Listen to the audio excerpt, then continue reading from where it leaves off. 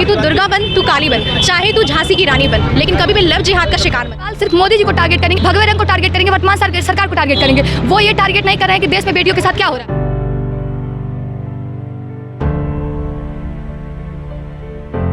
एक वर्ष के अंतर्गत लव जिहाद की शिकार हुई अपनी बहनों के नाम है। सरकारी और न्यायपालिका इसमें असमर्थ है, तो शायद हमको भी वही करना पड़ेगा जो हम नहीं करना चाहते हैं।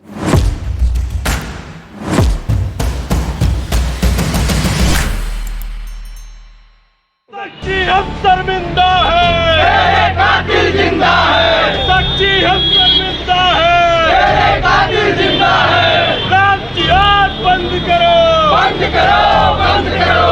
लव जिहाद बंद करो, बंद करो, बंद करो। बहन के साथ कर रहे हैं, जैसे ये लोग सिरकन से गुनाह करने की बात कर रहे हैं, वैसे ही इनको उसी भाषा में जवाब देना चाहिए, तभी ये लोग सुधरेंगे। बीते दिनों दिल्ली में एक निर्मम हत्या कर दी गई, जिसकी वजह से पूरा देश हिल गया। उस घटना को जिसने भी देखा उसकी रूहें कांप गई, निशब्द हो गया। ये घटना इतनी हैवानियत से भरी हुई, जिसने भी ये वायरल वीडियो को ध्यान से देखा है उसके पास आज कुछ भी बोलने के लिए क्षमता नहीं बची है। कहीं ना कहीं देश की बेटियों के खिलाफ जो चल रहे षड्यंत्र हैं, उनके मंसूबे सामने आ रहे हैं। इस विद्रोह में कहीं ना कहीं छात्र संगठन के सभी लोग बाहर निकलने की कोशिश कर रहे हैं और इसका पुरजोर विरोध किया जा रहा है। लव जिहाद के प्रति जितनी भी घटनाएं चल रही हैं, इसके विरोध में कहीं ना कहीं हम यहाँ के गोरखपुर विश्वविद्यालय पर अभी मौजूद हैं, जहाँ पर उनके छात्र नेता सभी लोग इसका विरोध प्रदर्शन कर रहे हैं। ये जानते हैं क्या होनी चाहिए कार्रवाइयाँ, पूरी घटनाओं को लेकर आप क्या कहेंगे और क्या कार्रवाई होनी चाहिए? देखिए, जो घटना देखने में आ रही है, देख के एकदम आत्मा सिहर जा रहा है, खुद इंसान सिहर जा रहा है, स्तब्ध हो जा रहा है। इस पे केंद्र सरकार और माननीय न्यायपालिका को त्वरित कार्रवाई करनी चाहिए और एक कानून पारित करना चाहिए कि ऐसे कुकृत्य करने वाले जिहादी मानसिकता और आतंकवादी मानसिकताओं के लोगों के लिए तत्काल फांसी की सज़ा और एक फास्ट ट्रैक कोर्ट चला के कम से कम समय में इस मामले को निपटा के और अपराधी को सज़ा देने का कार्य किया जाए। दिल्ली में एक घटना होती है, 16 वर्ष की साक्षी को 21 बार चाकुओं से, 4 बार पत्थर से, न जाने कितनी बार लातों खूंटों से मार करके उसकी जान ले ली जाती है। प्रेम के नाम पर उसको छला जाता है, हाथों के कलावे को दिखा करके उसको प्रेम जाल में फंसाया जाता है और उसकी हत्या कर दी जाती है। दिल्ली में इस वक्त केजरीवाल की सरकार है और पहले भी बहुत सारी घटनाएं हुई हैं जिसके ऊपर कार्रवाइयों को लेकर कोई भी चर्चा नहीं चल रही है। आपकी मांगों का कितना असर होगा? देखिए, मांगों की असर तो होनी चाहिए, क्योंकि अगर हम सब एक होकर अगर इस चीज़ के लिए आवाज़ उठाएंगे तो मांगों की असर बिल्कुल होनी चाहिए।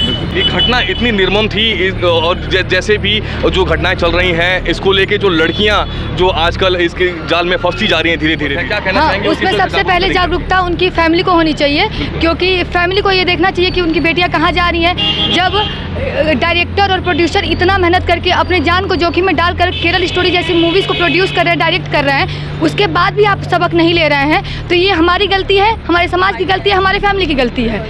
जब टैक्स फ्री कर दिया गया उसके बाद भी आप नहीं सबक ले रहे हैं। और रही वर्तमान में केंद्र सरकार की बात और जो दिल्ली में सरकार की बात है, केजरीवाल सिर्फ मोदी जी को टारगेट करेंगे, वर्तमान भगवे रंग को टारगेट करेंगे, वर्तमान सरकार को टारगेट करेंगे। वो ये टारगेट नहीं कर रहे हैं कि देश में बेटियों के साथ क्या हो रहा है। दिल्ली में पहली घटना नहीं है और ऐसा ही रहा तो हर रोज दिन में, दोपहर में, सुबह के टाइम हर समय होगा। अब उम्र का लिहाज और बेटियों का लिहाज कोई नहीं। मंदिर से मस्जिद तक की खबरें खास देखी हैं, मजहब बदलती लड़कियां घर के पास देखी हैं और मोहब्बत के नाम पे जो छोड़ जाती है घर बार अपना, और मोहब्बत के नाम पे जो छोड़ जाती है घर बार अपना, मैंने अक्सर उनकी नदी नालों में उनकी लाश देखी। कब तक आखिर कश्मीर फाइल जैसे, केरला स्टोरी जैसे मूवियों को दिखाकर लोगों को जागरूक करना पड़ेगा? क्या लोगों को प्रत्यक्ष रूप से जो घटनाएं चल रही हैं वो दिखाई नहीं देता है? द केरला स्टोरी रियल घटने पे वो आधारित मूवी है। हमें लड़कियों को ज़्यादा से ज़्यादा दिखाना चाहिए। कब तक मूवियों का सहारा लेगी आपको जागरूक करने के लिए?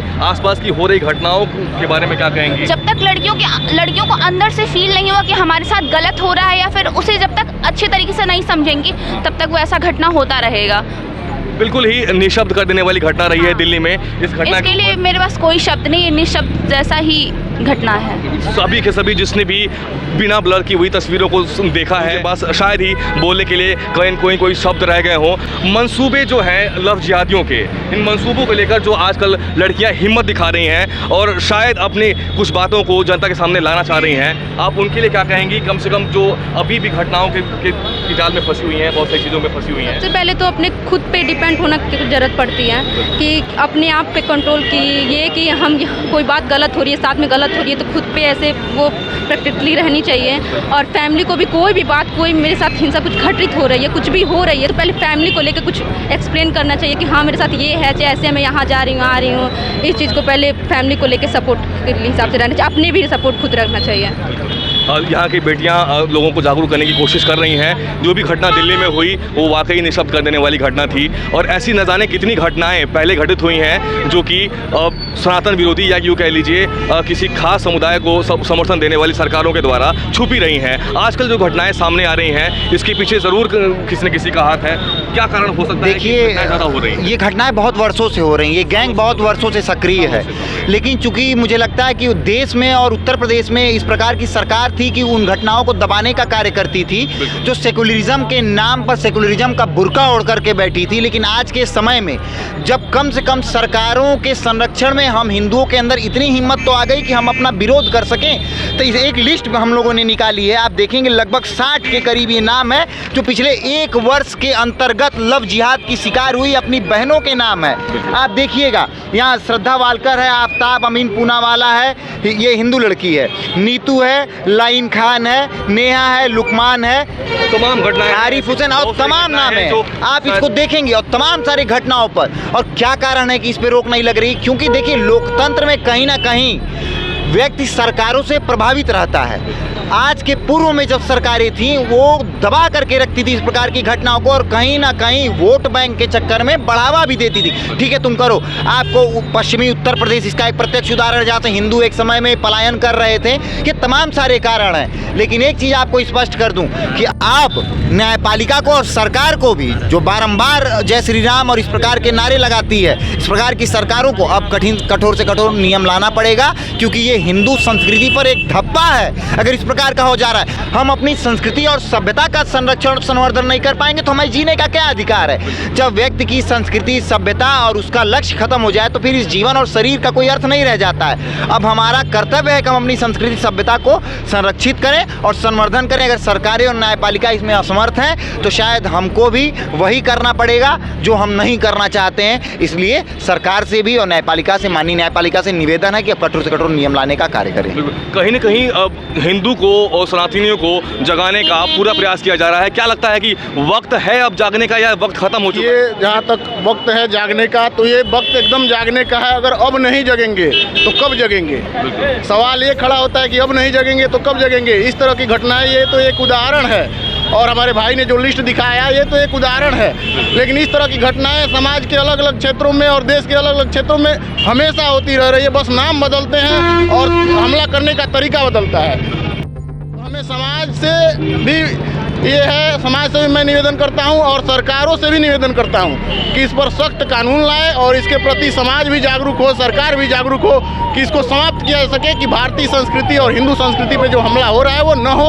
इसके लिए सख्त कदम उठाएं। लड़कियों को जागरूक करने के लिए चाहेंगे? देखिए, मैं एक लाइन के माध्यम से कहना चाहती हूँ हिंदू लड़कियों के लिए, तू दुर्गा बन, तू काली बन, चाहे तू झांसी की रानी बन, लेकिन कभी भी लव जिहाद का शिकार मत बन। बस मैं इन्हीं शब्दों के साथ उन लड़कियों को जागरूक करना चाहूँगी वो भी इस फंसी हुई है इस चीज़ों में। मैं बस उनसे ये आग्रह करूँगी कि कभी भी वो इस चीज़ का शिकार ना बने। साहिल जो कि इस घटना के पीछे का मुख्य आरोपी है या कह लीजिए अपराधी है, उसके लिए आप सरकार से क्या गुहार लगाएंगे?